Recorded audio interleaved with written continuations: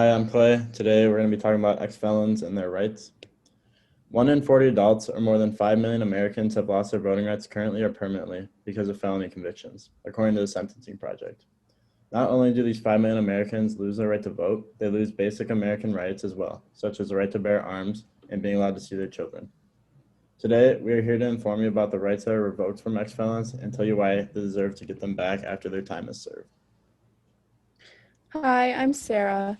Personally, my uncle is an ex-convict. He was just released recently within the last 2 years, and he just got his rights back this fall, so he was able to vote in the presidential election, which he was very pleased about.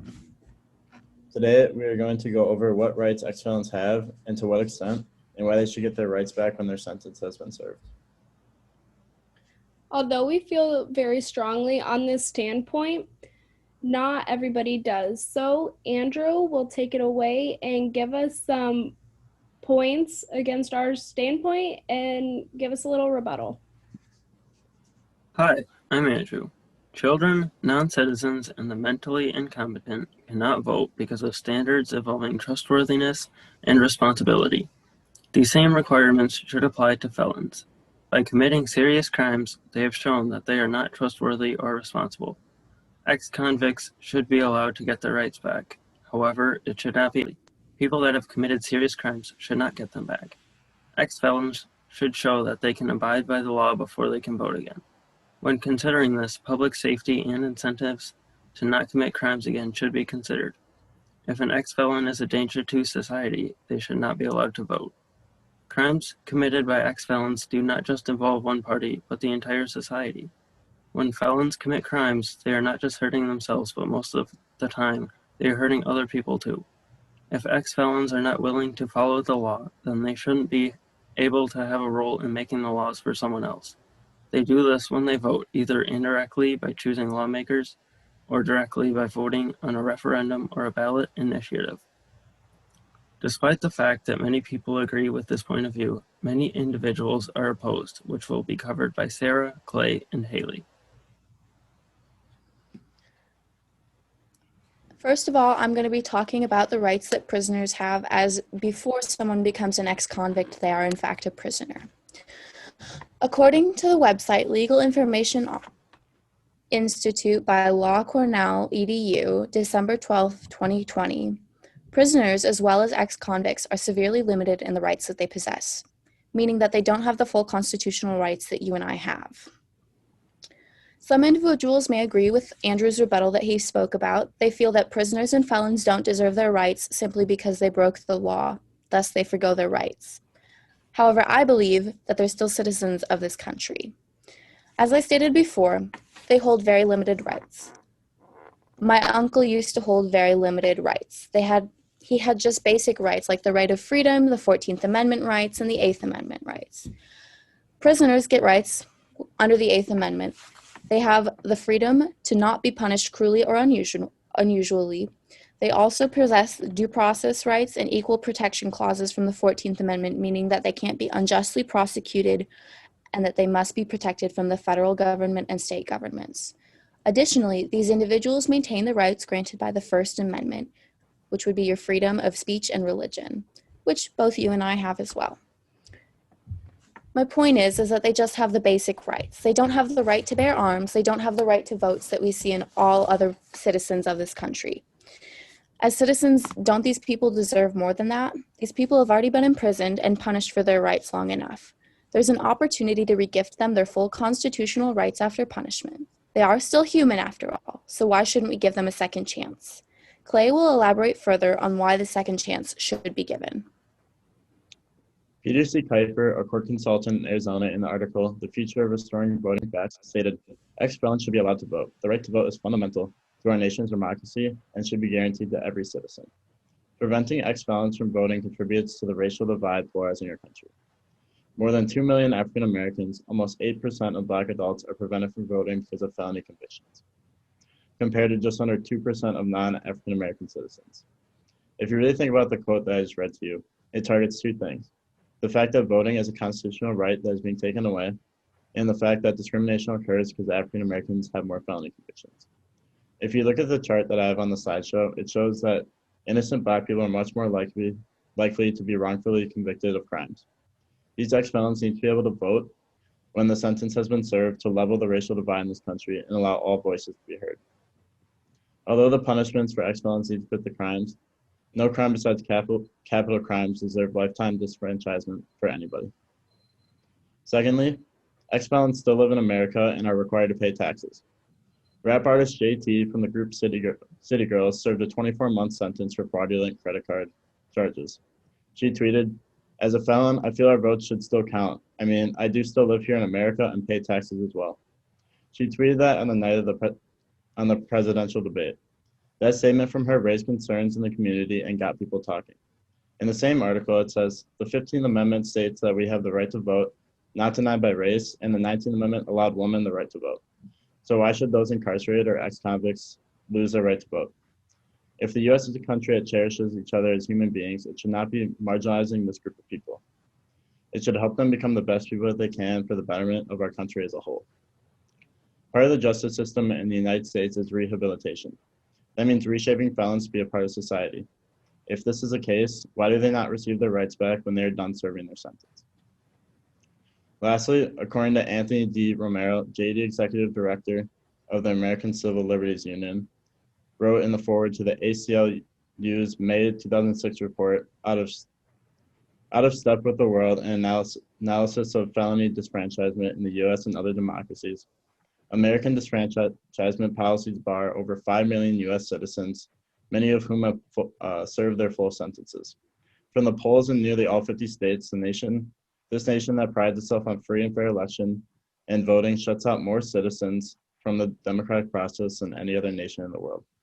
As President Bush said in his 2003 State of the Union address, "America is the land of the second chance. And when the gates of the prison open, the path ahead should lead to a better life." Even the former president of the United States believes that ex-felons should be given a second chance. Why isn't everyone else? Now Haley's going to tell you about her uncle and his story. Hi, I'm Haley, and I know somebody who has personally been affected by this. Right here, you will see my uncle. He's one of the funniest, most genuine people you'll ever meet. Right as soon as you turn 18, he had signed away his life, as you would say, to the United States Army for 4 years in Baghdad, Afghanistan. And then after that 4-year term was up, he decided to sign up for 4 more years. Doing this, he gave his life for his country, and this resulted in him missing his son grow up, some Christmases, birthdays, and everything with his family. He was even shot in battle, unfortunately, in his leg, but as soon as he regained strength in his leg and everything, he was deployed right again and was frontline. After the 8 years, he went back to Illinois, which him and my mother are originally from. He was struggling a bit because for ex-military, it can be hard to find new work because they did miss out on that college opportunity. And during this settling point, he did make a mistake, which it wasn't until 5 years later that he had to go to court for this mistake. Since he was unfortunately broke, he had to be appointed an attorney by the state. And this attorney just did not care about him and just want to get the case over with. So even though he could have been deemed innocent, the attorney just said, sign a plea deal and just get it over with. So he was sentenced to 2 years in a minimum security prison, which in these 2 years, he took botany classes, played softball with the other veterans, and he just turned his life around completely. He was a new person. Out of prison, he decided to go into the trades, and he now works for a millwright, and he welds. But right when he got out of prison, he did lose his right to see his son, unfortunately. It was a little over a year before he was able to even see his son again. He had to go to court. He had to go through a lengthy process. and it was just expensive, and all he wanted to do was see his son, whom he missed out childhood because he was serving for our country. Most importantly to him, another important thing to him was he lost his right to bear arms. Even though he could have been deemed innocent, and in the military, this is what he used to keep himself alive and to keep his comrades alive and everything. He gave this life for a country who doesn't even recognize him as a full citizen.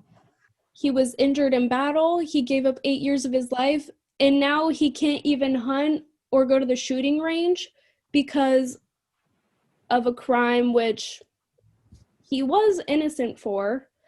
And he was in a minimum security prison. It was not a violent crime.